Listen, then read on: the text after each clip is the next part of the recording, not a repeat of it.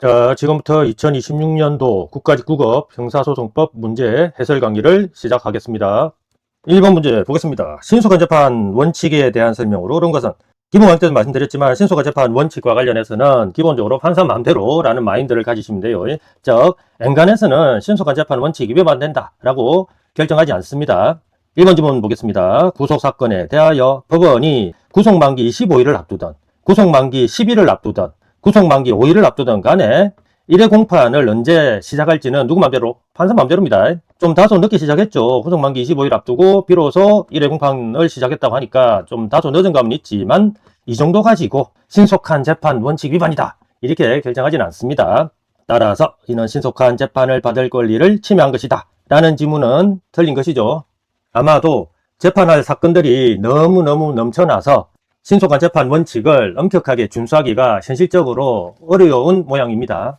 그래서 엔간하면은 신속한 재판 원칙 위반된다 이렇게 결정을 하지 않는 것 같아요. 2번 질문 보겠습니다. 신속한 재판 받을 권리, 이 중요한 권리 이제 구체적으로 실현을 해야 되겠죠. 자, 실현하기 위한 방법들은 헌법 규정으로부터 곧바로 도출될 수는 없습니다. 신속이라는 이 말 자체가 워낙에 강범위하고 추상적이지 않습니까? 어느 정도 빨리 해야지 신속이다 라고 우리가 명확하게 말할 수 있습니까? 그렇지 않죠.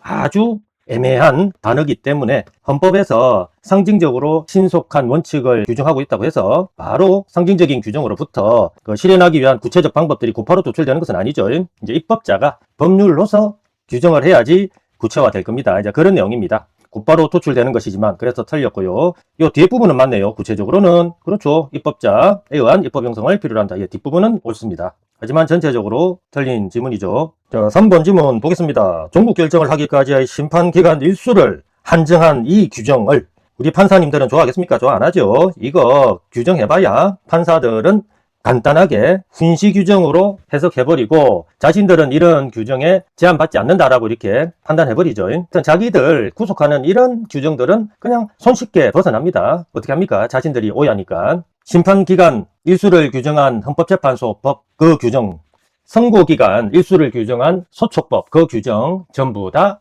훈시 규정으로 그냥 해석해버리죠. 그래서 찍지도 그만, 안 지켜도 그만, 이렇게 그냥 판단해서 자기들은 그 규정의 구속에서 벗어납니다. 참 편합니다. 자, 결국 이를 준수하도록 강제하는 것이 신속한 재판 받을 권리의 실현을 위해 필수적인, 아니죠. 제도라고 볼 수는 없다. 아, 옳은 내용입니다. 결국 이런 규정은 쓸데없는 그런 규정으로 봅니다. 자, 4번 질문 보겠습니다. 필요적 변호사건 아닙니까? 필요적 변호사건에서 피고인이 재판 거부 의사를 표시하고 재판장 허가 없이 이러면은 거의 100% 피고인 불리하다고 했죠. 자, 피고인이 이렇게 싸가지 없이 행동을 했다라는 것은 피고인이 배더다라는 겁니다. 그러면 100% 페널티를 받습니다. 퇴정하고, 그 변호인마저도 동조하여 퇴정했다. 그럼 변호인 너도 임마 배더다. 이렇게 판단해버리죠. 그리고 뒤의 결론은 뻔합니다. 수사 부분으로서는 피고인이나 변호인 재정 없이 얼마든지 심리 판결할 수가 없다, 있다. 100% 페널티를 부과한다고 했죠. 그래서 틀린 지문입니다. 그러면 옳은 것은 3번이네요. 이번 문제 보겠습니다. 제척 사유에 대한 설명을 옳지 않은 것은 제척 사유는 한마디로 재판의 공정을 위한 제도라고 했습니다. 자, 1번 지문 보죠. 통력인 사건 기억하시죠? 해당 사건 피해자의 사실혼이라고 되어 있습니다. 친족, 비친족. 그렇죠. 비친족입니다. 따라서 친족 관계에 있을 때 제척 사유 해당된다라고 규정한 17조 2호에 해당된다, 해당되지 않다. 해당되지 않죠. 비친족이니까. 하지만 이 사건에서는 3번 지문에서 살펴보겠지만은 통력인이 정인으로 정언을 한 경우라서 2호가 아니라 4호로서 제척 사유에 해당되는 경우였죠. 하지만 이 지문은 2호라고 물어봤기 때문에 제척 사유에 해당하지 아니한다 라는 이 지문 내용은 옳은 내용입니다. 자, 2번 지문 보겠습니다. 법관이 수사 단계라고 되어 있습니다. 피해자이든 피고인에 대하여 구속영장을 발부한 경우 이게 7호에서 규정한 전심재판 또는 그 기초되는 조사심리에 관여한 경우에 해당되는지를 묻는데 수사 단계면은 1심이죠. 아직은 1심 단계라고 봅니다. 그런데 이게 생략되어 있는데 이 법관은 당연히 1심 법관이었겠죠. 그러면 전심이 될 수가 없죠. 동심으로 봐야죠. 따라서 전심재판 또는 그 기초되는 조사심리에 관여한 경우에 해당한다 라는 이 지문 내용은 당연히 틀린 내용입니다. 자, 3번 통력인 사건의 두 번째 버전이죠. 아까 잠깐 언급했지만 통력인이 사건에 관하여 정인으로 정언을 한 때는 친족 관계에 있어서 제척 사유 해당되는 게 아니라 17조 4호 조문에 해당되기 때문에 당연히 제척이 되죠. 여기까지는 옳습니다. 그리고 당연히 이렇게 제척 사유가 있는 통력인은 해당 사건에서 완전히 배제를 해야 되죠. 그 통력인이 통력한 정인의 정인신문조서 요거 위법적법 당연히 위법입니다. 그것도 아주 큰 위법이죠. 이걸 갖다가 유죄 이전 증거로 사용할 수 있겠습니까? 설마 사용할 수 없다. 그래서 옳은 내용입니다. 4번 지문 보겠습니다. 4번 지문은 우리가 잘 알고 있는 양념서 법칙 그대로 적용하면 쉽게 풀리는 지문입니다. 자, 법관이 선거관리위원장으로서 라고 되어 있습니다. 공직선거법 위반 혐의 사실에 대하여 수사기관에 어떤 혐의 있으면 수사 의뢰 하도록 돼 있죠. 예, 그래서 수사 의뢰를 한 겁니다. 그 후 당해 행사 피고 사건 항소심 재판을 하는 경우 그러면 항소심과 수사 단계는 전심 관계라고는 볼 수 있습니다. 아까 봤던 동심 관계는 아니에요. 항소심이 그 위심이니까 전심 관계로 볼 수 있죠. 그러나 형사법 17조 7호 소정의 법관이 사건에 관하여 기소되는 조사에 관여한 때에 해당된다고는 볼 수 없죠. 왜? 양념서 법칙 그대로 적용할게요. 7호 소정 누구? 법관이라고 되어 있습니다. 양. 근데 금방 수사 의뢰는 법관으로서입니까? 선거관리위원장으로서입니까? 그렇죠. 선거관리위원장, 염소에 해당하는 자로서 수사 의뢰를 한 것이지 법관으로서 재판 도중에 수사 의뢰를 한 것이 아니지 않습니까? 그래서 양념서 법칙 그대로 적용해서 7호에 해당한다고 볼 수 없다. 이렇게 결론 내리시면 됩니다. 이 지문 내용은 옳네요. 그러면 옳지 않은 것은 2번이 되겠습니다. 3번 문제 보겠습니다. 변호인에 대한 설명으로 옳지 않은 것은 이라고 묻고 있네요. 1번 지문 법원은 피고인의 나이, 지능 및 교육 정도 등을 참작하여 라는 문구를 보니까 재량국선 그 조문인 것 같습니다. 참작하여 권리보호를 위하여 필요하다고 인정하면 피고인 청구? 재량인데 무슨 청구? 재량이지 않습니까? 그죠? 예, 피고인 청구는 필요 없고요. 필요하다고 인정하면은 변호인을 선정하여야 하는데 다만 억지로 자기는 싫은데 강제로 이렇게 변호인을 갖다가 선정할 수는 없지 않습니까? 그래서 이제 명시적 의사에 반하지 않는 범위 안에서 변호인 선정하도록 돼 있죠. 재량국선이므로 피고인 청구는 필요 없습니다. 따라서 1번 내용은 틀린 것입니다. 2번 지문 보겠습니다. 필요적이라고 돼 있네요. 변호 사건에서 공판 절차가 변호인 없이 위법적법 당연히 위법. 필요적인데 변호인 없이 위법이고 그 소송 절차 당연히 위법이고 그 위법한 공청 절차에서 이루어진 소송이 유효겠습니까? 설마? 전부 다 무효지. 그런 내용입니다. 3번 질문 보겠습니다. 피고인의 권리보호를 위하여 아무리 좋아도 자기가 싫다는데 변호인을 강제시킬 수는 없죠. 명시적 의사에 반하지 아니하는 범위에서 재량 국선 할 수 있다고 했습니다. 국선 변호인을 선정할 필요가 있다고 돼 있네요. 그러면 선정해야지. 의사에 반하지 아니하는 범위에서는요. 그죠? 그런데 애도 막 보놨네. 위법일 것 같습니다. 국선 변호인의 선정 없이 위법. 공판 심리가 이루어져 방어권이 침해. 아예 우리 판단하기 쉬우라고 아예 그냥 막 탁 갖다 받쳐주는 그런 키워드죠. 위법. 그래서 판결에 영향까지 미쳤대. 야, 그냥 아예 그냥 등미까지 그냥 탁탁 갖다 받쳐줍니다. 그럼 결론은 뭐 위법이겠지. 형사법 33조 3항 그 재량국선 그 조문이죠. 을 위반 한국처벌 이게 너무 당연한 내용 아닙니까 이거? 껌인데 우리 수준을 너무 무시한 것 같은데 이거. 어쨌든 옳은 내용입니다. 4번 지문 보겠습니다. 검사사경이 단지 변호인이 피해자 신문 중에 부당한 신문 방법에 대해서 이의 제기를 하는 것은 굿배드. 당연히 굿이지. 너희들이 배드네. 부당했으니까. 근데 부당한 신문 방법에 대한 이의 제기를 하였다는 이유만으로 변호인을 조사실에서 퇴거. 이거 굿배드. 당연히 배드죠. 위법입니다. 는 조치는 정당한 사유 없이 변호인의 피해자 신문 참여권을 제한하는 것으로서 허용될 수 있다. 당연히 위법이니까 허용될 수 없다. 굿배드 법칙 그대로 적용하면 되는 그런 내용이죠. 그런 내용이었습니다. 그러면 옳지 않은 것은 1번이네요. 4번 문제 보겠습니다. 소송 행위에 대한 설명으로 옳지 않은 것은 1번 소송행위로서 요구되는 본질적 개념 요소가 에헤이 본질이 결여됐다면 그 어떤 행위 자체가 존재 부존재 이거는 분존재입니다. 본질이 결여됐는데 어떻게 존재를 합니까? 소송행위로 성립되지 아니한 일명 불성립 이렇게 공식적으로 표현하죠. 이런 경우는 하자치고 나버리고 문제가 된대죠. 어떤 존재하는 것에 대해서 약간의 하자가 있을 때 하자치유 문제가 생기는 거지 아예 어떤 행위 자체가 부존재 내지 불성립하는 경우에는 그 묻었다라는 하자 자체가 존재를 할 수도 없죠. 불존재 불성립하는데 무슨 조그마한 하자가 붙어 있겠습니까? 따라서 소송행위가 성립되어서나 무효인 경우와는 달리 그렇죠. 하자치유 문제는 아예 발생하지 않겠죠. 옳은 내용입니다. 자, 2번 질문 보겠습니다. 기피 신청을 받은 법관이라면 본안 소송 절차를 정지해야죠.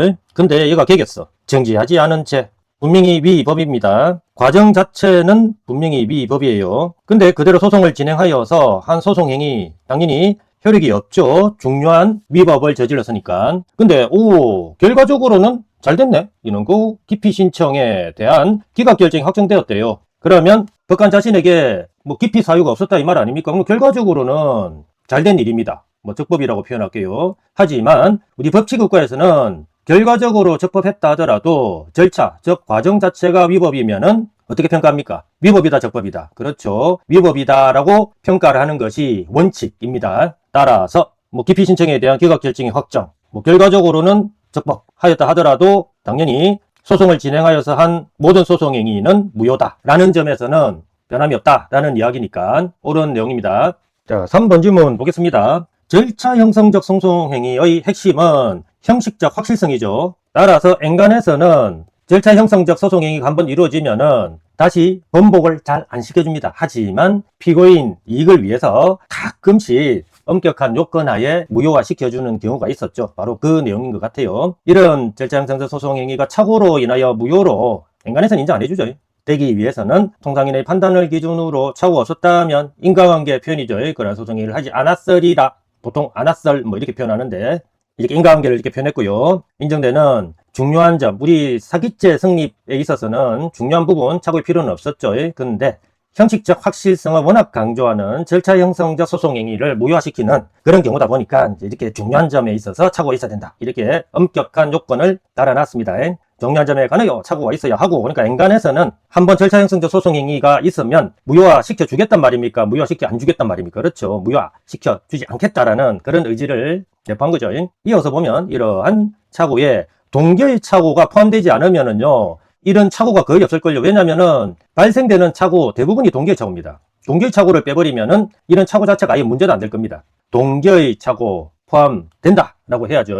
즉 동기 착오가 포함된다라는 점은 사기죄의 착오에 있어서도 동일하죠. 예, 그렇게 연관지어서 암기하시면 충분할 것 같습니다. 이제 사기죄에서 착오 비교했을 때 중요한 점을 요구한다라는 것은 사기죄 착오와 다르고 동기 착오 포함시킨다라는 점은 사기죄 착오와 동일하다. 예, 이렇게 좀 요령껏 암기하시면 충분한 판례 질문이었습니다. 어쨌든 3번 내용 자체는 틀린 내용이죠. 4번 질문 보겠습니다. 미성년자인 피해자라 하더라도 완전 애기거나 완전 또라이가 아닌 이상 인간으로서의 의사표시를 할 수 있겠죠. 따라서 우리 판례는 이렇게 판시를 합니다. 2심 법정에서 피고인들에 대한 처벌희망 의사표시를 처리할 당시 처벌불은 의사라고 하죠.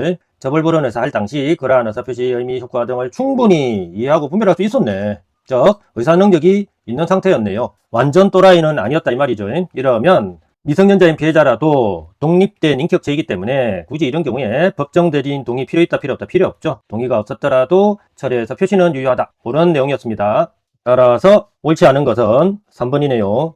5번 문제 보겠습니다. 소송 조건에 대한 설명으로 옳지 않은 것은 1번 소송 조건 존부에 관한 사항은 당연히 법원의 직권조사 사항이죠. 법원은 피고인 신청이 없으면 그렇죠. 이거는 규정상 이렇게 되어 있습니다. 토지 관할에 관하여 관할 위반 선고는 할 수 없다. 이거는 토지 관할은 어차피 피고인 편의를 위한 제도니까 뭐 피고인 자신이 조금 불편함을 감수하겠다라고 생각해서 토지 관할 위반이 있을 때 뭐 피고인이 관할 위반 선고해 주세요 라고 굳이 신청을 하지 않는다면 뭐 자신이 그 불편을 감수하겠다는데 굳이 관할 위반 선고할 필요는 없겠죠. 그래서 이렇게 규정을 하고 있었습니다. 옳은 내용이었습니다. 2번 질문 보겠습니다. 재심 대상 판결 확정 후 형선고 효력 상실케 하는 예외적인 경우죠. 특별 사면이 있었네요. 특별 사면이 있었던 경우 재심 개시 결정이 확정되어 재심 심판 절차 진행하는 법원은 신급에 따라 다시 심판하여 면소 판결하는 게 아니죠. 유무죄 실체 재판해야 됩니다. 왜냐하면 면소 판결 사유 중 하나인 사면은 일반 사면일 때 한정된다라는 것이 우리 판례의 초지일관 입장이죠. 그래서 특별사면 같은 경우는 면소 판결 선고하지 않습니다. 그리고 논리적으로 봐도 면소가 뭐죠? 공소제기를 면제시킨다 이 말 아닙니까? 근데 특별사면 같은 경우는 이렇게 이미 판결이 확정된 인간한테 하는 경우 아닙니까? 그러니까 논리적으로도 특별사면은 면소라는 것과 어울리지 않습니다. 따라서 이번 질문은 틀린 내용이었습니다. 자, 3번 질문 보겠습니다. 국회의원의 면책특권에 속하는 행위에 대하여는 무려 헌법에서 국회에서 책임을 지지 아니한다라고 어떡하이 명시적으로 규정하고 있죠. 따라서 이런 행위에 대해서는 공소 제기할 수가 없다는 거 상식적으로 알고 있습니다. 공소가 제기된 경우 형소법 37조 2호의 공소 제기 절차가 법률 규정에 위반한 정도가 아니라 헌법 규정에 위반하여 무효인 때 해당하기 때문에 공기판 선고를 해야 되겠죠. 따라서 옳은 내용이었습니다. 4번 소년법상 보호처분을 받은 사건과 동일한 사건에 대하여 다시 공소 제기할 수 없도록 아예 소년법에 규정이 되어 있지 않습니까? 그죠? 다시 공소가 제기되었다면 동법 보호처분은 확정 판결이 아니죠. 즉 기판력이 있는 게 아닙니다. 그래서 기판력이 있어서 면소 판결을 하면 되는 게 아니라 아까 말씀드렸지만 소년법상 이런 경우에 다시 공소 제기할 수 없도록 아예 소년법 규정이 있기 때문에 다시 공소 제기했다면 법률 소년법 해당 규정에 위반해서 무효이므로 공기판을 선고해야 되는 것이죠. 그러면 이 지문 내용은 결국은 옳은 내용이 되겠습니다. 따라서 옳지 않은 것은 2번이네요. 자, 6번 문제 보겠습니다. 압수수색 영장의 제시에 대한 설명으로 옳지 않은 것은 2번 피압수자가 여러 명일 경우에는 에브리바디 맨투맨 방식으로 제시하는 것이 원칙이죠. 자, 여러 명의 경우에는 압수 현장에서 그들 에브리바디 모두에게 개별적 맨투맨 방식으로 압수수색 영장을 제시하는 것이 원칙이다. 옳은 내용입니다. 2번 수사기관의 압수수색 절차 과정에서 처분을 받는 자에게 영장을 제시하도록 규정이 되어 있죠. 처분을 받는 자가 양입니다. 근데 처분을 받는 자가 의사 능력이 있네요. 또라이가 아니죠. 능력이 있는 미성년자라면 당연히 미성년자에게 제시하는 것이 원칙이죠. 그 미성년자에게 영장이 반드시 제시되어야 하고 맞습니다. 친권자는 처분을 받는 자가 아닌 염소죠. 따라서 친권자에 대한 영장 제시를 가름할 수는 없다. 역시 옳은 내용이었습니다. 3번 질문 보겠습니다. 수사기관이 범행 직후의 범죄 장소에서 긴급을 요하면 영장 없이 압수할 수 있죠. 자, 영장 없이 압수한 경우 피압수자에게 사후에 발부받으면 되지 사후에 발부받은 압수수색 영장을 지체 없이 제시해야 된다거나 그 사본을 교부할 필요는 없습니다. 규정 자체는 없죠. 제시하고 교부는 사전 조치이지 사후 조치가 아니다 라고 했습니다. 따라서 3번 지문은 틀린 내용입니다. 자, 4번 지문 보겠습니다. 4번 지문은 에브리바디 플러스 맨투맨 방식만 기억하면은 충분히 알 수 있는 그런 판례의 내용이었죠. 수사기관이 압수수색에 착수하면서 그 장소의 관리 책임자, 압수수색 대상 물건이 존재하는 장소 관리 책임자라면은 당연히 압수수색 대상 물건에 대해서 유관계자죠. 따라서 이자에게 당연히 영장을 지시해야 되겠죠. 제시하더라도 물건을 소지하고 있는 다른 사람이 따로 있다면 당연히 에브리바디 맨투맨 방식 원칙에 따라서 이 자도 그 압수수색 대상 물건에 대해서 유관계자이므로 따로 영장 제시해야 한다라는 것이 우리 판례 입장이었습니다. 옳은 내용입니다. 그러면 옳지 않은 것은 3번이네요. 자, 7번 문제 보겠습니다. 영장에 의하지 아니한 압수에 대한 설명으로 옳지 않은 것은 1번 현행본 체포 현장에서 소지자가 임의로 제출하는 물건에 대해서는 당연히 영장 없이 압수하는 것이 허용된다고 했죠. 왜냐하면은 영장은 강제의 성격이 있지 않습니까? 임의로 제출하는 물건에 대해서는 영장이 필요 없죠. 따라서 이 지문 내용은 옳은 내용이었습니다. 2번 지문 보겠습니다. 압수물의 이미 제출된 것인지에 대하여 다툼이 있을 때 임의성이 이제 문제가 되고 있는 상황에서 임의성에 대한 입증 책임자는 누구? 검사라고 했습니다. 검사가 그 임의성 의문점을 없애는 증명을 해야 한다. 옳은 내용이고 참고로 임의성에 대해서는 자유로운 증명으로 족하다고 했습니다. 일단 2번 지문은 옳은 내용이네요. 3번 지문 보겠습니다. 범죄 현장에서 소유자가 임의로 제출하는 물건이라고 제시되어 있다면 영장 필요 없죠. 영장 없이 압수한 경우 임의로 제출했기 때문에 별도로 사후에 영장 받을 필요 당연히 없죠. 아까 1번 지문했을 때 그랬지만은 영장에는 이 강제의 성격이 있기 때문에 임의로 하고는 물과 기름이라고 했습니다. 이렇게 임의로 제출했다면 강제 성격이 있는 영장을 굳이 받을 필요가 없죠. 옳은 내용이었습니다.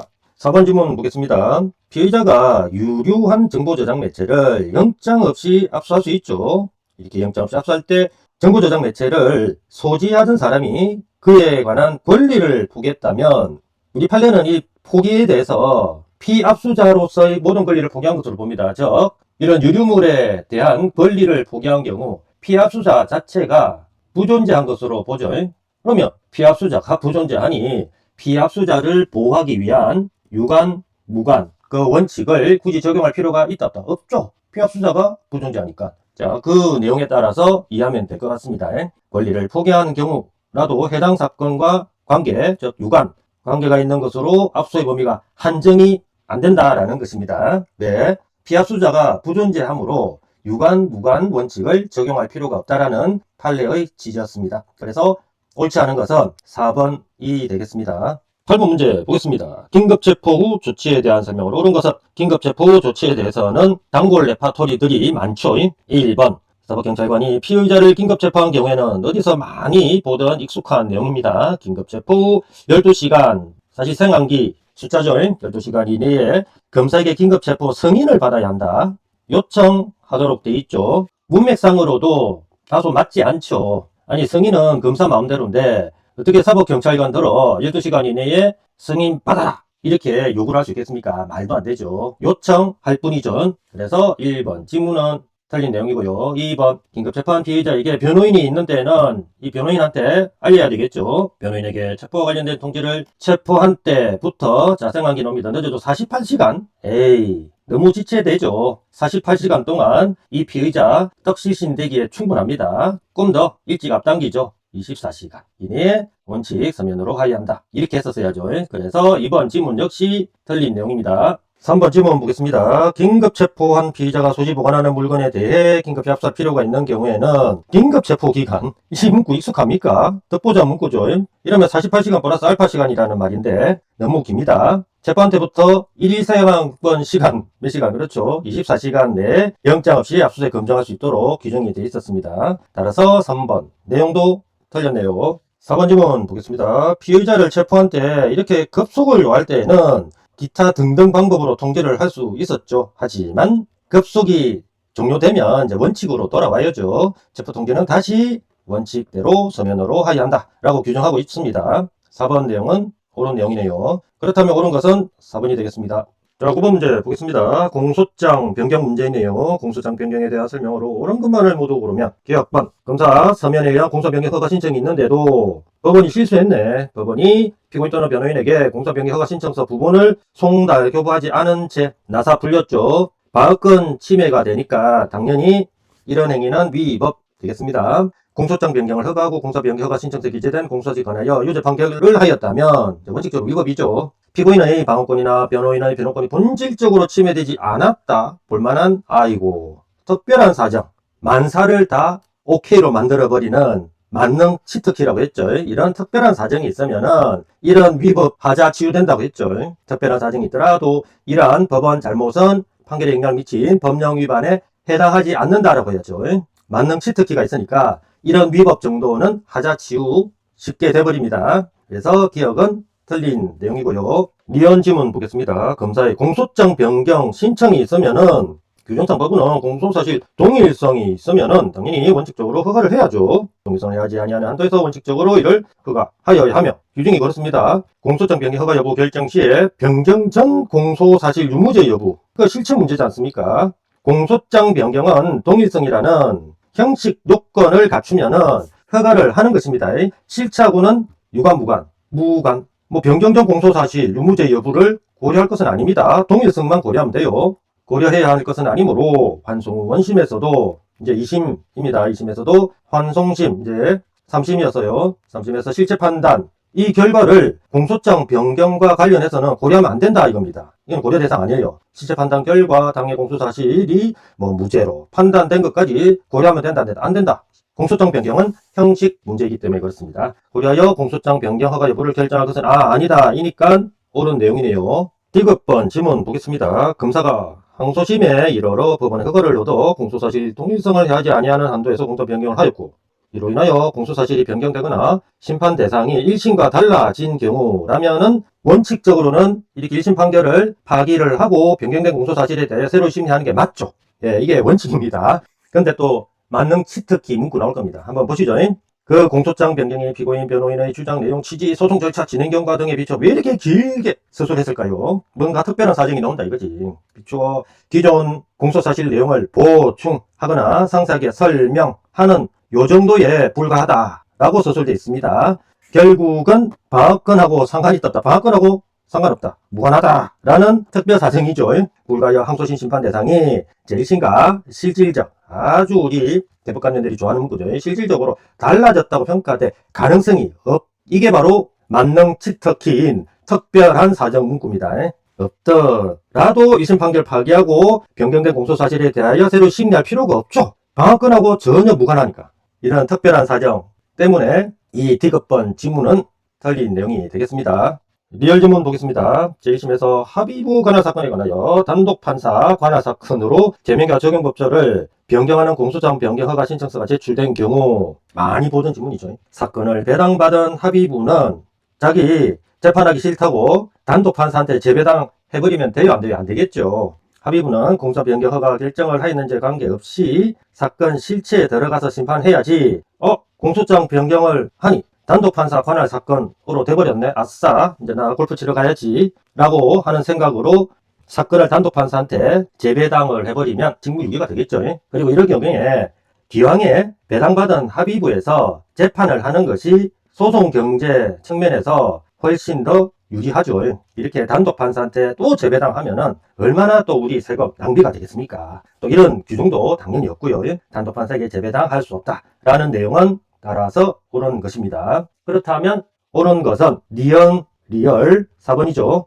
자, 10번 문제 보겠습니다. 형사소송법상 특히 신병할 수 있는 상태, 줄여서 특신상태라고 부르죠. 이런 특신상태에 대한 설명으로 옳지 않은 것은 1번, 특신상태에 대한 증명은 고정 레파토리들 쫙 서술되어 있을 겁니다. 눈으로 살포시 절여밟고 가시면 되겠습니다.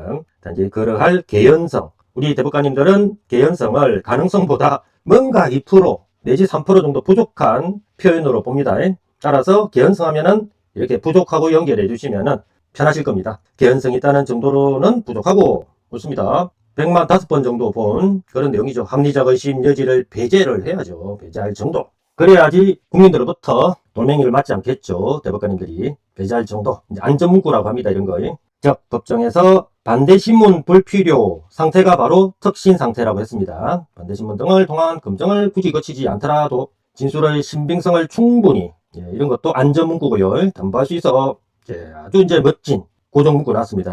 실질적 직접 심리주의와 전문법칙에 대한 예외로 평가할 수 있는 정도에 이르러야 한다. 너무나 아름다운 문구였습니다. 아름다우니까 눈으로 살포시 절여밟고 가시면 되는 그런 지문이죠. 당연히 내용은 옳은 내용입니다. 자, 2번 지문 보겠습니다. 세무공무원이 피고인이 된 혐의자 참고인에 대하여 신문한 내용을 기재한 조서의 정언 능력이 문제된 것 같습니다. 근데 세무공무원은 사경이 아니죠. 자, 그래서 이 조서는 사경 작성 조서가 될 수 없기 때문에 312조는 나가립니다. 적용 안 되죠. 그러면 몇 조가 적용되겠습니까? 그 아름다운 313조가 적용되겠죠. 구체적으로 살펴보겠습니다. 피고인 또는 피고인 아닌 자가 작성한 진술서나 진술을 기재한 서류에 해당하므로 그냥 민간인이 작성한 서류에 해당하니까 313조에 해당하는 것이죠. 자, 313조에 따라 313조 하면은 우리는 4가지 유형을 기억하고 있습니다. 1, 2, 3, 4. 이 4가지 유형 중에 본 조서는 어디에 해당합니까? 자, 세무공무원, 사경 아니죠. 제3자에 해당하고요. 그리고 피고인 아닌 자 진술을 듣고 작성한 조서가 아니죠. 피고인 진술을 듣고 작성한 조서이니까 제3자가 피고인 진술을 듣고 작성한 진술 기재서가 곧 이 조서라고 할 수 있죠. 그러면 1, 2, 3, 4 중에 이제 몇 유형에 해당합니까? 그렇죠. 우리가 배웠던 세 번째 유형에 해당합니다. 313조 서류 중에 세 번째 유형, 증거능력 인정 요건, 뻔하지 뭐. 일단 기본 요건, 자선할 요건 충족해야 되고, 그 다음 피고인 얘가 성립진정 인정하겠습니까? 먼 진술자인 피고인은 절대로 성립진정 인정 안 할 겁니다. 그러니 제3자, 즉 작성자, 이 사안에서는 세무공무원이죠. 얘가 나와가지고 성립진정 인정해야 되고요. 플러스 뭡니까? 그렇죠. 판사 마음대로 요건, 특친상태 요건까지 갖추면은 증거능력 인정되는 것으로 규정이 그래 되어 있습니다. 확인해 보겠습니다. 313조에 따라 공판주의 공판기 1에서 작성자점 진술자라고 되어 있는데 좀 부정확한 표현이죠. 사실은 이 사안에서는 이제 작성자가 나와서 성립의 진정을 인정해야 되겠죠. 어쨌든 작성자의 진술에 따라 성립의 진정함이 증명되고 나가 특신상태 요건이 필요하다고 했죠. 특신상태 아래서 행위진대 하나여 증거능력이 인정된다. 예, 법조문 그대로입니다. 전체적으로 옳은 내용이죠. 여기 점 진술자 들어가 있다고 틀린 것으로 처리하면 안 되겠습니다. 점은 또는 의미니까 작성자 또는 진술자 의미니까 당연히 옳은 내용으로 처리해야 됩니다. 자, 3번 질문 보겠습니다. 우리나라 법원의 형사사법 공조 요청에 따라 미합중국 법원의 지명을 받은 미합중국 검사가 작성한 피해자 및 공범에 대한 정원 녹취서가 문제가 되었는데요. 외국의 수사기관은 전문 법칙을 적용할 때 그냥 우리나라 사경 취급하면 된다고 했습니다.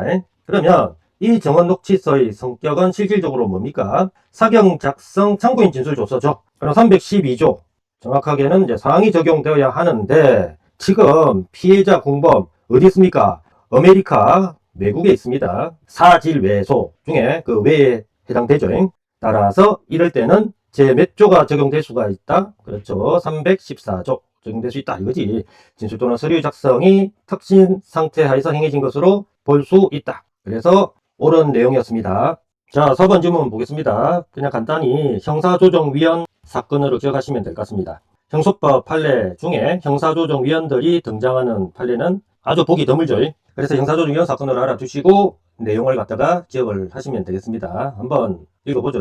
당시 피의자였던 피고인의 진술을 기재한 형사조정조서의 증거 능력이 문제됐는데 이어서 보겠습니다. 수사기관이 아닌 자 맞죠? 형사조정위원들은 사경도 아니고 검사도 아닙니다. 그래서 수사기관 아닌 자 맞고요. 가 피고인 진술을 기재했죠. 피고인 진술을 기재한 서류에 해당하므로 여기까지는 맞는 표현인데 형소법 313조 1항에 의하여 틀렸습니다. 왜? 313조는 비수사 과정에서 아주 프리하게 민간인들이 작성한 서류에 관한 조문이지 형사조정위원들이 기재한 이런 형사조정조서처럼 수사 과정에서 작성된 서류에 적용되지 않죠. 당연히 형사조정은 이런 애들 영향을 받을까요? 안 받을까요? 예, 받죠. 받습니다. 그래서 형사조정조서는 수사 과정상 작성된 서류라고 봐야 됩니다. 따라서 313조 적용 안 돼요. 이거는 비수사 과정 작성된 서류에 한해서 적용되는 겁니다.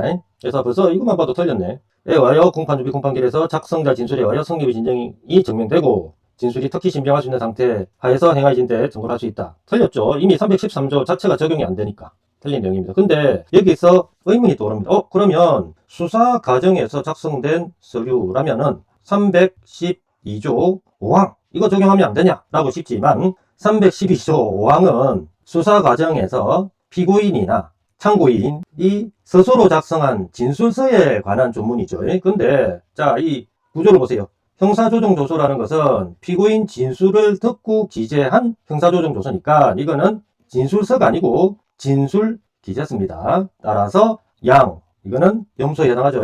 적용할 수 있다 없다? 적용할 수가 없습니다.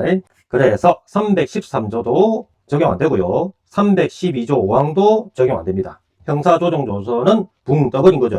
그래서 그냥 이거는 전문 증거로서 가치가 없다. 이렇게 판단해버리는 겁니다. 결과적으로 이 지문 자체는 틀린 내용이죠. 그러면 옳지 않은 것은 당연히 4번이 되겠습니다.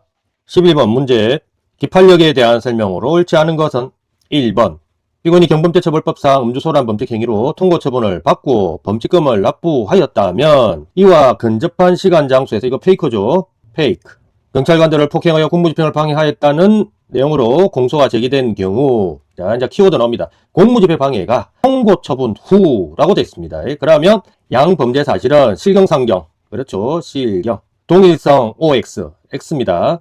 후에 행하여졌더라도 음주소란 범칙행위 전 범죄 사실이죠. 와 후 범죄 사실 공무집행 방해 공소 사실은 동일성이 인정될 수가 없습니다. 후라는 요 단어 때문에 그렇죠. 동일성이 인정되므로 X 범칙금 납부 효력이 공무집행 방해죄 공소사실에 안 미친다라고 했었어야죠. 1번은 틀린 내용이었습니다.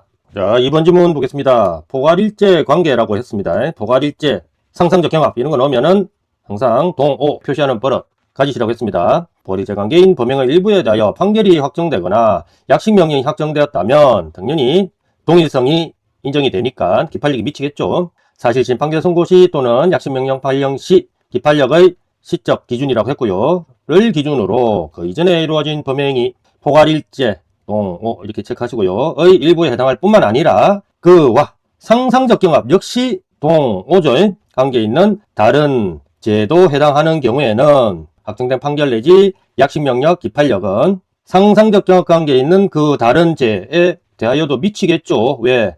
포괄일제든 상상적 경합이든 동일성 인정되니까요. 미친다. 옳은 내용이었습니다. 자, 3번 질문 보겠습니다. 3번 질문은 딱 보아하니 우리가 형법 제수론 문제에서 자주 봐왔던 아주 익숙한 지문처럼 보입니다. 확인해 보시죠. 회사의 대표이사가 업무상 보관하던 회사 자금을 빼돌려 횡령한 다음 후 이 말이죠. 그러면 그 뒤에 발생한 범죄 사실과 무슨 관계? 그렇죠. 실경관계임을 알 수 있게 해주는 문구 중에 하나입니다. 그중 일부를 더 많은 장비, 납품 등 계약을 체결할 수 있도록 해달라는 취지의 묵시적 청탁과 함께 배임 정제 행위를 했네요. 공여한 경우. 자, 그러면 첫 번째 범죄 사실 횡령과 두 번째 범죄 사실 배임 정제는 무슨 관계? 예, 실경 관계고 이 두 가지 범죄 사실은 당연히 동일성 OX, X라고 해야죠, 당연히. 자, 따라서 결론 보겠습니다. 횡령의 점에 대하여 약식 명령이 확정되었더라도 그 기판력은 배임 정제 점에 미친다, 미친다. 당연히 미치지 않는다. 라고 해야죠. 왜? 실경관계니까. 옳은 내용이었습니다. 자, 4번 질문 보겠습니다. 피고인이 형집행위 수용자 처우에 관한 법률에 의한 징벌을 받았다 해도 이 징벌은 형벌하고는 완전히 차원이 틀린 제재죠. 징벌은 일종의 행정법적 제재고 형벌은 형법적인 제재입니다. 그래서 일사부재리하고는 아무 상관없는 그런 제재임을 알 수 있죠. 자, 징벌을 받아 그 집행을 종료하였다고 하더라도 동법상 징벌은 형사책임과는 오른소리죠. 목적, 성격을 달리 하는 것이므로 징벌을 받은 뒤 형사처벌 한다고 하여 이게 무슨 일사부재리하고 상관이 있겠습니까? 당연히 일사부재리 원칙에 반하는 것은 아니다. 옳은 내용이었습니다. 그러면 옳지 않은 것은 1번이네요. 자, 12번 문제 보겠습니다. 상고심과 상고이유에 대한 설명으로 옳지 않은 것은 1번 상고심은 법률심이자 사후심이죠. 따라서 원칙적으로 직권하고는 잘 어울리지 않는다고 했습니다. 자, 상고심은 직권조사 기타 법령의 특정한 경우를 제외하고 그러니까 직권조사하는 경우는 아주 예외적인 경우다 라는 언급을 하고 있는 거죠. 제외하고는 새로운 증거조사 할 수 있습니까? 할 수 없죠. 사실심이 아니니까. 절뿐더러 옳은 내용인데요. 항소심 판결 후에 나타난 사실, 증거 이런 거 터치하면 돼요, 안 돼요? 터치하면 안 되죠, 원칙적으로. 이런 증거의 경우 비록 그것이 상고 이유서 등에 첨부돼 있던 첨부돼 있지 않던 상고심은 사후심, 법률심 성격이기 때문에 후에 나타난 이런 것들 터치하면 안 됩니다. 따라서 되어 있다 하더라도 사용할 수 없다. 예, 옳은 내용이었습니다. 2번 질문 보겠습니다. 상고심은 항소심이 1심 판결의 위법을 간가. 이것도 위법이죠. 이런 경우에는 직권으로 개입을 할 수가 있죠. 간과하고 항소기가 판결을 선고하거나 1심 판결을 파기 후 재판하는 항소심 판결에 고유한 아주 이 단어 자체는 소프트하고 아름답게 들리지만 항소심 판사들 입장에서는 고유한 이런 표현이 있으면은 이거는 아주 속이 타들어가는 무시무시한 단어 중에 하나입니다. 고유한 법령 적용의 위법이 있다. 이런 말 들으면은 그날 밤 항소심 판사들은 잠을 이루지 못하죠. 베리베리 빅 위법입니다. 이제 이 정도쯤 돼야지 아까 1번 질문에서 언급했던 예외적인 직권이 가미될 수 있다. 이제 이런 내용이죠. 위법이 있는 등 항소심 판결 자체에 여전히 위법이 있는 경우 베리베리 빅 위법이죠. 이럴 때 이제 이렇게 직권 심판권을 폭넓게 활용함으로써 이를 바로 잡을 수 있다. 하지만 이런 경우는 아주 예외적인 경우다. 이제 이런 의미였죠. 2번 질문은 옳은 내용이었습니다. 3번 질문 보겠습니다. 항소인이 항소이유로 주장하거나 상소심이 직권으로 심판 대상으로 삼아 판단한 사항에 대해서만 상고이유로 삼을 수 있죠. 왜? 상고심은 사후심 성격이 있다고 하지 않았습니까? 사후심 성격이 있기 때문에 우리 대법원은 일관되게 상고이유 제한의 법리를 적용해버립니다. 이렇게 항소심에서 판단한 사항에 대해서만 상고이유로 삼을 수 있고 이외의 사유는 상고이유로 삼을 수가 없죠. 그래서 제가 이제 기본 강의 때 말씀드렸는데 이때 약간 좀 졸렬하지만은 이렇게 이해하면 쉽게 풀린다고 했습니다. 판단한 사항 이걸 양, 이외의 사유는 염소. 눈에 확 들어오죠. 양에 대해서만 상고이유로 삼을 수 있다라고 일관되게 대법원에서 상고이유 제한의 법리를 적용해버리기 때문에 그냥 이걸 법조문에 있는 단어로 취급해버리면 됩니다. 당연히 법조문에 없는 이외의 사유는 염소에 해당되니까 이런 걸로는 상고이유로 삼을 수 없겠죠. 예, 옳은 내용이고 여기까지는 이를 다시 상고심의 심판 범위에 포함시키면 안 되지. 포함시키는 것은 상고심의 사후심 구조에 반한다. 옳은 내용이었습니다. 4번 질문 보겠습니다. 피고인이 유죄가 인정된 1심 판결에 대하여 항소하지 않거나 양형부당만을 이유로 항소하고 검사는 양형부당만을 이유로 항소하였는데 항소심이 검사의 항소를 받아들여 1심 판결을 파기하고 그보다 높은 양 선고할 수 있죠. 예, 검사가 이렇게 항소를 했기 때문에 불이익 변경 금지 원칙하고는 상관이 없습니다. 높은 양을 선고한 경우. 그런데 피고인은 항소심의 심판 대상이 되지 않았던 심판 대상 되었던 것만 상고이유로 삼을 수 있다고 했습니다. 원칙적으로 심판 대상, 아까 우리 3번 지문에서 배운 약간 졸렬 비법을 써버리죠. 심판 대상이 양이고 되지 않았던 법령 위반은 뭡니까? 염소죠. 이 염소를 즉 새로운 사항을 상고이유로 삼을 수 있습니까? 삼을 수 없죠. 상고할 수 있다. 틀린 내용이었습니다. 따라서 옳지 않은 것은 4번이죠. 자, 13번 문제 보겠습니다. 국민참여재판에 대한 설명으로 옳은 것만을 모두 고르면, 기본 강의 때도 말씀을 드렸지만은 국민참여재판은 대부분 현행 형소법 제도가 메이드 인 저머니죠.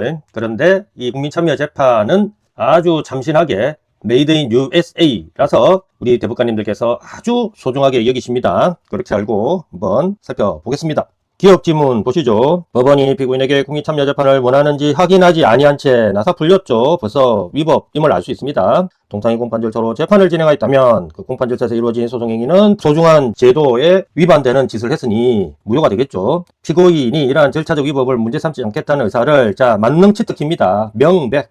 그냥 의사를 표시했다면 좀 모르겠으나 앞에 확실한 수식어, 만능 치트키 수식어의 명백이 등장했습니다. 그러면 엔간한 위법성은 뭐 됩니까? 치유가 되죠. 명백히 표시하였다 하더라도 하자는 치유될 수 없다가 아니라 치유될 수 있다. 어차피 이 국민참여재판은 피고인의 절차적 권리를 보장하기 위한 제도 아닙니까? 그래서 그냥도 아니고 명백히 문제 삼지 않겠다라는 의사를 표시를 했다면 그 의사를 무시하는 것도 예의가 아니죠.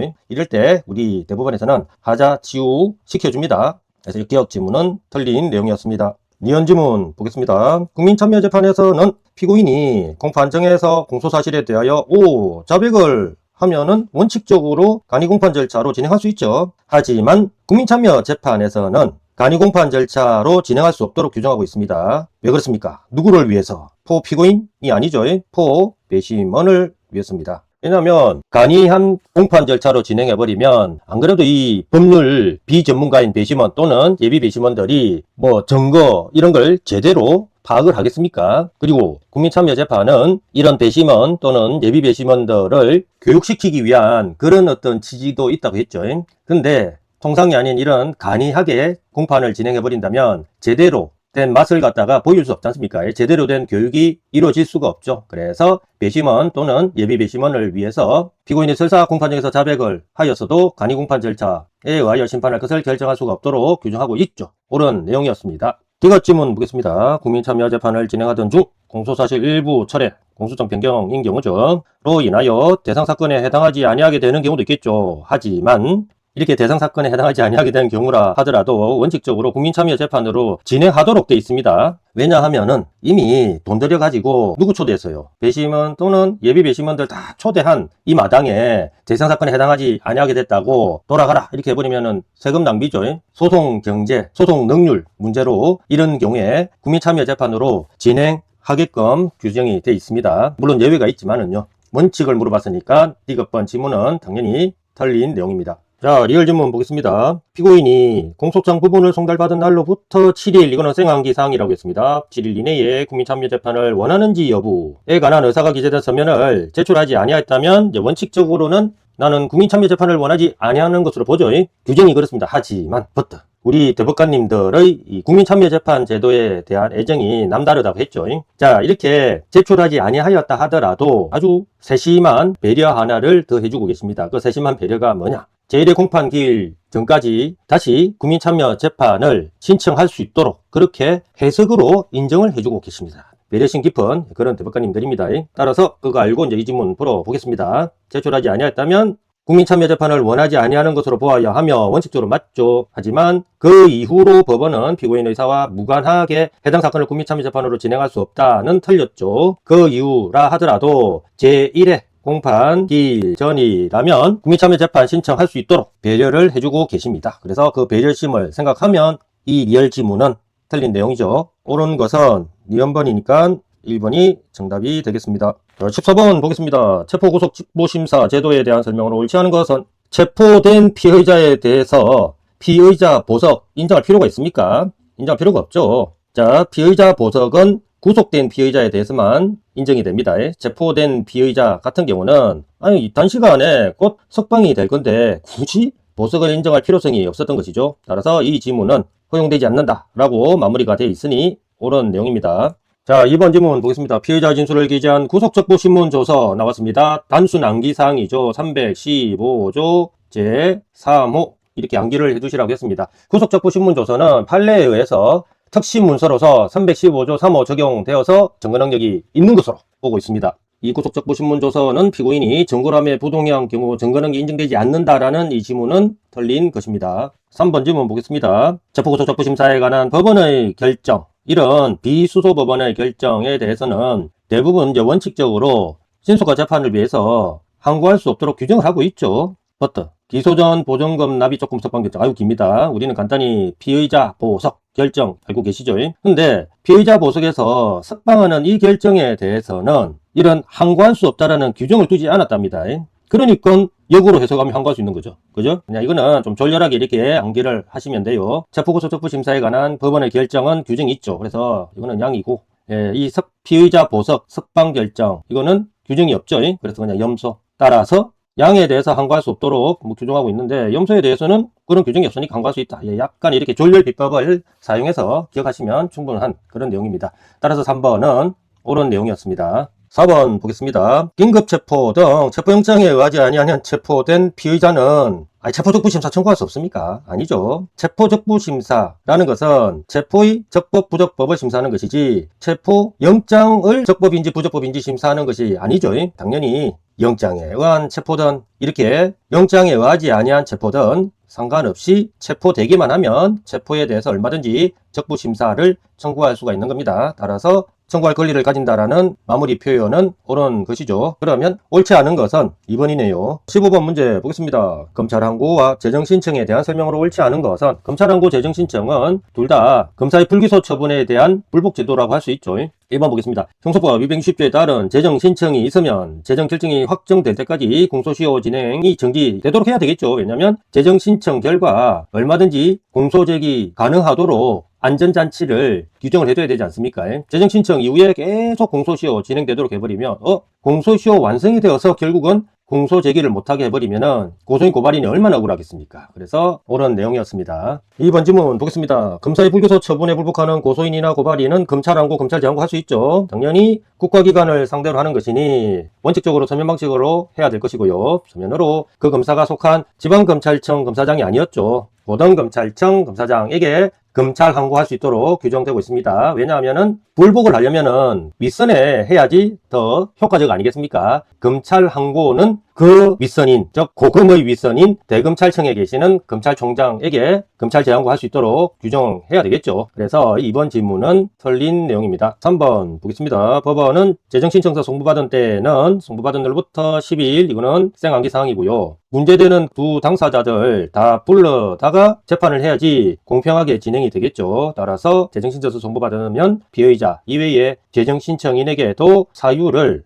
이거 문맥상 좀 이상하죠? 사실로 바꿔야 할 것 같은데 현행 형소규칙에는 사유라고 되어 있습니다. 어쩔 수 없죠. 그 사유를 통지하여야 한다. 예, 옳은 내용이었습니다. 자, 4번 질문 보겠습니다. 재정신청서에 재정신청을 이유 있게 하는 사유가 기재되어 있지 않음에도 애도막표 표현 나오니까 뒤에 어떤 행위가 위법함을 알 수 있죠. 에도 불구하고 법원이 아이고 실수했네. 간과한 채 공소제기 결정을 해버렸네요. 자, 공소제기 결정하면 자동적으로 어떤 일이 벌어질지 우리 잘 알고 있습니다. 자동적으로 공소가 제기되고 자동적으로 본안사건 절차가 개시될 수밖에요. 근데 이렇게 기왕에 본안사건 절차가 개시된 마당에 굳이 과거의 이 위법을 따로 논할 필요가 있겠습니까? 만약에 따로 논한다면 그는 아주 소송 비경제죠. 그래서 소송 경제 차원에서 과거의 이 위법은 논하지 않는 게 더 합리적일 것 같아요. 그리고 이런 경우에 유죄인지 무죄인지 실체 판단을 해서 깔끔하게 정리하는 것이 오히려 정의를 추구하는 법원의 입장에서 더 바람직하지 않겠습니까? 그런 내용이 서술되어 있을 겁니다. 다른 특별한 사정이 없는 한 본안 사건에서 위와 같은 이거죠.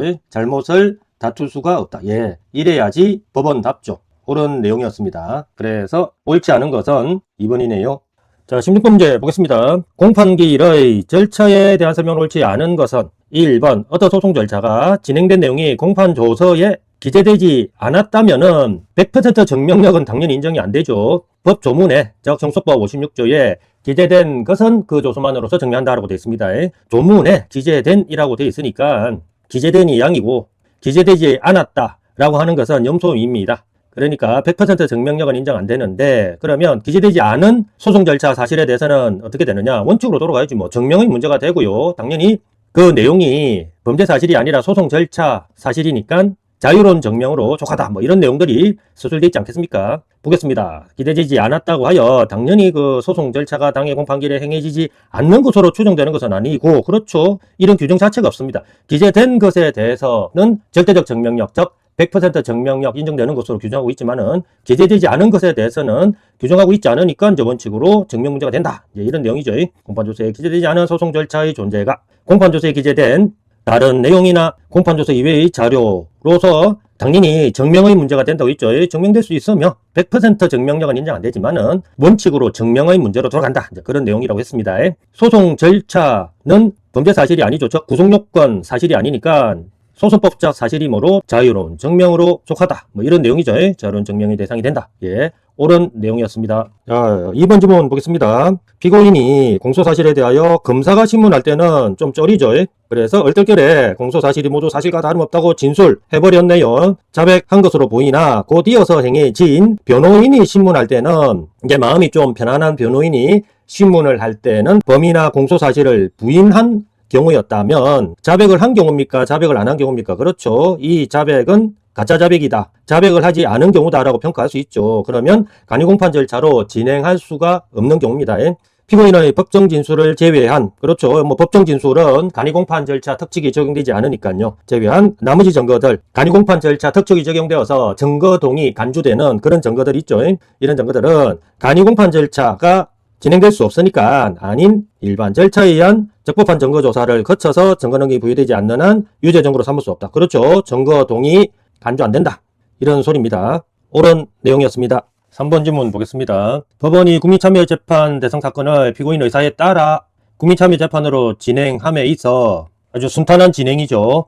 자, 별도의 국민참여재판 개시 결정을 굳이 할 필요가 없습니다. 왜냐하면은 논쟁이 없지 않습니까? 의사에 따라 재판으로 진행하는 이 과정은 순탄한 진행이고 별도의 논쟁이 없기 때문에 굳이 뭐 따로 개시 결정 이런 걸 할 필요가 없다 이겁니다. 다만 진행적 이 절차에 대해서 이제 주로 검사 측이겠죠. 누군가가 이렇게 일을 하면 이제는 논쟁이 발생을 하니까 가타부타 결정을 해줘야 되겠죠. 당연한 내용을 서술합니다. 이가 있어 법원이 국민참여재판으로 진행하기로 하는 결정에 이런 경우 이 결정은 판결 전 소송 절차와 관련된 결정이므로 신속한 재판 원칙상 판결 전 소송 절차에 관한 이런 결정에 대해서는 이거 할 수 있습니까? 할 수 없죠. 항고할 수 없다. 그래서 3번 지문은 틀린 것입니다. 4번 지문 보겠습니다. 종결한 변론을 재개하느냐 여부는 소송 절차 진행 관련된 사항이죠.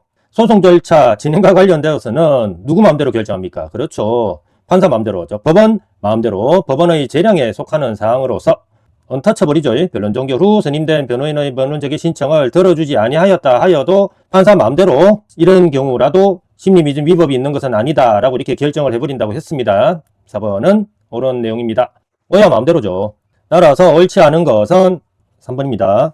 자, 17번 문제 보겠습니다. 정인신문에 대한 설명으로 옳지 않은 것은 1번 법원이 해외 체류 중인 정인의 진술을 별다른 법적 근거가 없음에도 막부 표현이 보이니까 우리는 위법이라는 것을 미루어 짐작할 수 있죠. 없음에도 선서 없이 이게 위법이라는 것은 미루어 짐작했는데 이제 큰 위법인지 작은 위법인지 체크를 해야 되는데 선서 없이 라는 문구가 나왔습니다. 이게 어떤 의미일까요? 정인의 진술을 듣는데 선서 없이 들었다. 이 선서 없이 라는 의미는요. 정인에 대한 거짓말 헬게이트를 열어준 거죠. 당연히 선서 없이 진술하는데 참말을 진술을 하겠습니까? 너도 나도 거짓말 하겠죠.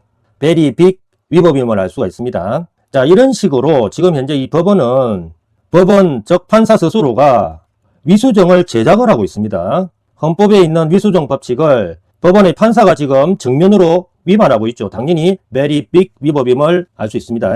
마무리 보겠습니다. 인터넷 화상 정치를 통해서 정치 후 통상의 교우신문 방식을 취한 정의신문은 당연히 원칙적으로 위법한 정보조사죠. 위법한 정보조사이지만 헛소리 적어놨네요. 피고인과 변호인이 그와 같은 절차 진행에 동의하였고 사후에 이의를 제기하지 않았다며 하자 치유되겠습니까? 베리 빅 위법인데 치유될 수가 없죠. 따라서 1번 지문은 틀린 내용입니다. 2번 지문 보겠습니다. 국민참여재판으로 진행한 1심 법원에서 배심원이 만장일치라고 되어 있습니다. 이거 함부로 무시하면 된다, 안 된다. 함부로 무시하면 안 된다. 네, 느낌이 들죠. 만장일치 의견으로 내린 무죄 판결이 이제 1심 재판부겠죠. 1심 재판부 심정에 부합, 의기투합했네요. 1심 법원 판사와 배심원들이 의기투합했습니다. 부합하여 그대로 채택되었다면 무죄 판결이 선고되었다 이 소리죠. 무죄 판결에 대한 항소심에서는 이 의기투합한 결과를 무시하면은 안 되겠죠. 항소심에서 추가적이거나 새로운 증거조사는 법령에 정한 바에 따라 증거조사 필요성이 분명하게 인정되는 예외적인 경우에 한정하는 것이 국민참여재판 제도 취지에 부합하죠. 정말 참신하게 아메리칸 제도를 도입해서 배심원들까지 초대를 했는데 배심원뿐만 아니라 1심법원 판사까지도 서로 의기투합해가지고 결론 내렸는데 항소심에서 개무시를 하고 뭐 쉽게 정보조사 새롭게 해서 그 결과를 번복하면은 국민참여재판을 인정한 이제 취지가 무색해진다 그런 소리입니다. 따라서 예외적인 경우에 한정하여 실시하는 것이 바람직하다. 즉 국민참여재판 결과를 너무 무시하지 마라 라는 것입니다. 옳은 내용이었습니다. 3번 질문 보겠습니다. 정인신문에 있어서 피고인의 변호인에 대한 가림시설의 설치는 피고인의 반대신문권 보장에 대한 예외죠. 예외니까 쉽게 허용 안 하겠다라는 그런 의미가 서술되어 있을 겁니다. 당연한 소리죠. 원칙이 아니라 예외니까 아주 엄격하게 이거 설치해라 라는 거죠. 예전 표현으로는 자폐시설이었습니다. 그 예외에 해당하는 구체적인 상황을 이렇게 묘사를 했습니다. 굳이 암기할 필요는 없습니다. 이민적 사항에 관하여 비밀조치가 취해진 정인이 변호인을 대면하여 진술함으로써 자신 신분이 노출되는 것에 대하여 자 이런 거 그냥 심리적인 부담이라고도 하지 않고 이제 예외적인 경우다 보니까 이렇게 예외적인 표현들이 반드시 들어가 있죠. 심한 심리적인 부담을 느끼는 등의 우리가 잘 알고 있는 예외를 뜻하는 치트키였죠. 이런 등의 특별한 사정이 있는 경우에 예외적으로 허용될 수 있을 뿐이다. 예외를 원칙처럼 사용하지 마라. 이제 그런 의미죠. 당연한 소리입니다. 옳은 내용이었습니다. 자, 4번 질문 보겠습니다. 자신의 유죄 이미 유죄 판결이 확정되었다고 서술되어 있습니다. 확정이 이 지문의 키워드입니다. 이미 유죄 확정 판결이 되어버렸으니까 정언 거부 사유에 해당하는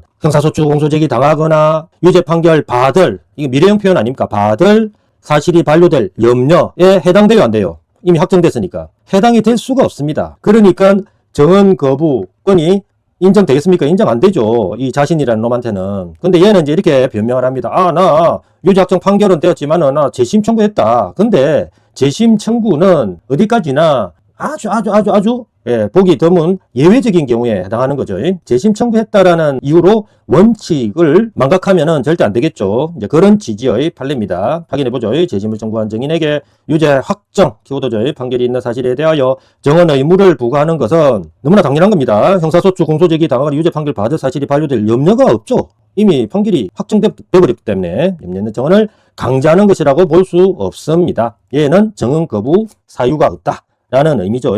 옳은 내용이었습니다. 옳지 않은 것은 1번이네요. 18번 문제 보겠습니다. 위법 수집 증거 배제 법칙에 대한 설명으로 옳은 것은 1번. 우리가 105번 이상 본 그런 지문이죠. 그 유명한 안인자 사건입니다. 베리 빅 위법이라고 했죠. 그래도 공부를 위해서 한번 확인하겠습니다. 수사기관이 소유자, 소지자, 보관자가 양이고 안인자니까 염소죠. 베리 빅 위법이죠. 아닌자로부터 임의로 제출받은 물건을 영장 없이 압수한 경우는 설사 동의를 해도 절대 하자치가 안 된다고 했습니다.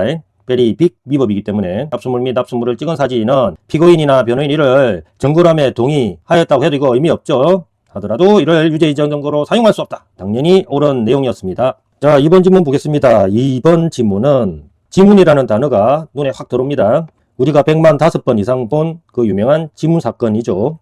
저울따라 캡숑장 졸렬 비법으로 한 1초 만에 푸는 방법 우리가 잘 알고 있습니다. 지문은 당연히 발지문 아니겠죠. 손지문입니다. 손은 형사법에서 소프트하드, 소프트로 연결되고 소프트면 형법에서는 손정등 사건처럼 소프트면 불처벌로 결론 내렸고 형사법에서는 소프트면 적법으로 결론 내리면 된다고 했습니다. 다 풀어버렸네요. 자, 하지만 어떤 논리로 어떤 근거로 적법으로 되었는지 공부를 위해서 계속 이 지문을 살펴보겠습니다. 지문 채취 대상물 지문이 찍힌 컵 등을 말하겠죠. 에 대한 지문 채취가 먼저 이루어졌잖아요. 굳이 말하자면 지문 채취가 1차입니다. 먼저 이루어졌더라도 수사기관이 그 이후에 지문 채취 대상물을 적법한 절차에 의하지 아니한 채 압수하였다고 되어 있습니다. 그러니까 대상물을 압수할 때 비로소 위법했다 이 말이죠. 위와 같이 채취된 지문은 위법하게 압수된 지문 채취 대상물로부터 획득한, 논리적으로 안 맞지. 2차가 아니죠. 굳이 따지자면 1차죠. 지문 채취가 먼저 이루어졌다고 했지 않았습니까? 그러니까 벌써 논리적으로 틀렸습니다. 1차지 2차는 될 수 없다. 2차적 증거에 해당하므로 위법 수집 증거이다는 당연히 틀린 내용이 되겠습니다. 3번 지문 보겠습니다. 3번 지문도 소송사기 등 피해자라는 문구를 보는 순간 우리가 10,000번 이상 본 사인의 위수정 문제임을 알 수가 있죠. 수사기관의 위수정은 경우에 따라 위법이고 적법이고 이렇게 나눌 수 있지만 사인의 위수정은 거의 대부분 그냥 적법으로 처리하면 된다고 했습니다. 그렇게 알고 살펴보시죠. 소수사기 등 피해자가 제3자에 의하여 절취된 업무일지를 수사기관에 증거자료로 제출하기 위하여 대가를 지급하고 좀 다소 부적절하게 취득한 것은 맞습니다. 근데 수사기관이 이렇게 한 게 아니지 않습니까? 답답한 이런 소송사기 피해자가 이런 행위를 했으니까 수사기관의 행위와는 다르게 적법하다 이렇게 봤던 거죠. 업무일지 내용으로 인하여 피고인의 사생활 영역을 침해하는 결과가 초래되었다. 이 못된 인간은 소송사기 쳐놓고 이런 것도 주장합니다. 자, 그런데 이거 받아들여졌겠습니까? 입 닥쳐라 했겠죠. 당연히 그 업무일지는 적법하다. 따라서 증거능력이 인정된다 라고 결론 내렸죠. 근데 뭐요? 업무일지는 증거능력이 인정되지 않는다 라고 되어 있으니 틀린 내용임을 알 수 있습니다. 4번 지문 보겠습니다. 수사기관이 법원으로부터 영장, 감정처분 허가장을 발받지 아니한 채 첫 번째 나사 풀렸습니다. 첫 나사가 일단 풀렸고요. 피해자 동의 없이 피해자의 신체로부터 혈액을 채취하고 사후에도 지체 없이 영장을 발받지 아니한 채 두 번째 나사 풀렸습니다. 이거 베리 빅 위법이죠. 나사가 하나만 풀려도 위법이라고 이렇게 결론 내리는데 두 개나 풀렸으니까 당연히 위법이겠죠. 결국 혈액 중 알코올 농도에 관한 감정을 의뢰한 경우 이러한 과정을 거쳐 얻은 감정을 해보 이런 것들은 미수정이 당연히 되겠죠. 피고인이나 변호인 동의가 의미가 있습니까? 의미 없죠. 미수정에 대해서는 동의가 별 의미가 없다. 그렇게 알아두시면 됩니다. 동의가 있다면 유죄의 정구로 사용할 수 있다 라고 했었어야죠. 틀린 내용이 되겠습니다. 그러면 옳은 것은 1번이 되겠습니다. 19번 문제 보겠습니다. 공범 또는 공동피고인 진술의 증거능력에 대한 설명으로 옳지 않은 것은 1번 피고인과 공범관계에 있는 다른 피의자에 대한 검사 이외 수사기관 작성, 사경 작성이죠. 사경 작성 피신조서의 치트키가 뭐였습니까? 내용 부인이잖아요. 이 당해 피고인에 대한 사경 작성 피신조서든 공범관계에 있는 다른 피의자에 대한 사경 작성 피신조서든 그 당해 피고인이 내용 부인해버리면 증거능력 바로 그냥 부정된다고 했습니다. 따라서 내용 계속 읽어보면 피해자 법정 진술에 의하여 성립의 진정 의미 없어요. 이거 인정되더라도 당해 피고인이 공판기일에서 그 조서 내용을 부인, 치트키죠 해버리면 증거능력이 부정된다. 옳은 내용이었습니다. 자, 2번 질문 보겠습니다. 양벌 규정에 등장하는 행위자와 법인만 취급하겠습니다. 법인은 피신조서의 증거능력과 관련해서는 상기 1번 지문에서 다룬 내용하고 똑같이 취급하면 된다고 했죠. 즉 행위자 법인은 공범관계로 봐서 행위자에 대한 피신조서 내용을 법인이 부인하든 법인에 대한 피신조서 내용을 행위자, 종업원이 부인하든 간에 다 증거능력 부정이 된다고 했습니다. 그 점 알고 살펴보겠습니다. 행위자와 행위자 아닌 법인 또는 개인사업주나 생략 이런 관계는 피신조서 증거능력과 관련해서는 공범 취급하면 됩니다. 행위자가 저지른 법규 위반 행위가 사업주, 법인이죠. 법인의 법규 위반 행위와 이렇게 동일하고 중요 부분을 공유한다. 는 점을 왜 서술했겠습니까? 이 두 놈들은 공범관계다라는 것을 나타내는 것이죠. 내용상 불가분적 관련성을 지닌다. 공범관계다라는 것을 재강조하고 있는 겁니다. 부하야므로 형법, 총칙, 공범관계 등과 마찬가지로 그렇습니다. 행위자의 피신조서 내용을 사업주, 즉 이제 법인 측에서 내용 부인이죠. 내용을 부인해버리면 당연히 증거능력 있겠습니까? 당연히 없겠죠. 사업주, 즉 법인에 대한 관계에서 증거 능력이 당연히 부정되죠. 옳은 내용이었습니다. 3번 질문 보겠습니다. 피고인과 공범관계에 있는 공동피고인이 법정에서 경찰 수사 도중 자신에 대한 피신조서에 기재된 것과 같은 내용으로 진술하였다는 취지의 정언. 이게 뭐죠? 이게 그 안에 있는 내용을 정언한 겁니까? 아니죠. 이겁니다. 그냥 성립의 진정을 인정했을 뿐입니다. 그 안의 내용하고는 아무 상관이 없죠. 제가 진술한 그대로 기재되어 있습니다. 라는 의미죠. 그 안의 내용을 정언한 게 아닙니다. 성립의 진정을 인정했을 뿐인데 이러한 정언은 원 진술자인 공동피고인 그 자신에 대한 경찰적서 피신조서와 분리하여 직접 정보로서 피고 유죄 인정 위한 독자적인 증거가 인정될 택이 있습니까? 이거는 증거 능력 인정되기 위한 성립의 진정일 뿐 그 내용에 대한 직접적인 증인이 될 수가 없습니다. 따라서 3번 지문은 틀린 내용입니다. 자, 4번 지문은 최근에 이제 법이 개정되는 바람에 사경 작성 피신 조서뿐만 아니라 검사 작성 피신 조서 역시 내용 부인이 치트키가 돼버렸다라는 그런 내용이죠. 한번 살펴보겠습니다. 피고인이 자신과 공범 관계 있는 다른 피고인이나 피의자에 대하여 검사 작성 피신 조서 내용 부인, 그럼 끝난 겁니다. 게임 오버. 정은환경 인정부정, 정은능력 부정, 이렇게 결론 내리시면 되죠. 312조 제1항에 따라 법이 개정되었죠. 유죄 증거로 쓸 수 없다. 옳은 내용이었습니다. 20번 문제 보겠습니다. 문제 간단하네요. 다음 설명 중 옳지 않은 것은 초울트라 캡숑장 간단한 것 같습니다. 이보다 더 짧게 문제 낼 수 있나? 예. 어쨌든 살펴보겠습니다. 1번 지문. 딱 보니까 우리가 한 1000번 이상 본 단골 레파토리 지문이네요. 대화 당사자 아니 제3자가 전화통화 당사자 일방 동의. 의미 있다 없다? 의미 없죠. 받고 통화 내용 녹음하면은 위법적법 위법입니다. 전화통화 상대방 동의가 있어야죠. 일방 동의만 얻어서는 적법하지 않다라는 거 수도 없이 배워서 알고 있을 겁니다. 따라서 상대방 동의가 없었다 하더라도 해당 녹음 정언응지 인정된다. 틀린 내용이죠. 2번 질문 보겠습니다. 이 역시 1000번 이상 본 단골 레파토리 중에 하나입니다. 바로 그 유명한 사건 떠오르시죠? 에이저 보복기사 사건. 양념소 법칙 그대로 적용하면 되는 그런 판례였습니다. 반의사 불벌죄에서 처벌 희망하지 아니하는 의사 표시나 처벌 희망하는 의사 표시 철회. 우리는 간단하게 처벌 불원 의사 이렇게 표시했습니다. 처벌 불원 의사에 관하여 징고죄와는 달리 공범자 간의 형소법 233조에 따른 고소의 주관적 불가 원칙 규정이 있다 없다? 없죠. 예, 규정이 없습니다. 규정이 없으니까 양념소 법칙에 따라서 233조에 규정된 것은 고소양이고 처벌 불원 의사는 염소에 해당하니까 적용될 수가 없죠. 적용되지 아니한다. 즉 처벌 불원 의사는 처벌 불원 의사 주관적 불가 원칙이라는 게 없습니다. 그래서 옳은 내용이었습니다.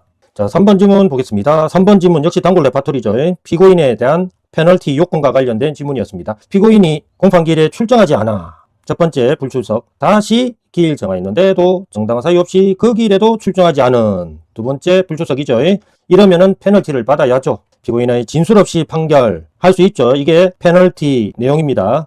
근데 이와 같이 피고인이 불출석한 상태에서 진술 없이 판결, 이 페널티를 받기 위해서는 당연히 피고인이 배드해야죠. 피고인이 배드한 그런 상황이 아니라면 이런 페널티를 주는 것 자체가 오히려 위법이 되겠죠. 자, 그런 내용입니다. 피고인이 적법한 공판기일 통지를 받고서도, 즉 피고인이 배드가 되려면은 법원은 구탄 이런 선조치를 취해줘야죠. 예, 적법한 공판기일 통지를 받고서도 2회 연속으로 정당한 이유 없이 배드죠. 이런 배드한 요건이 있을 때 비로소 페널티, 즉 불출석 상태에서 진술 없이 판결할 수 있는 겁니다.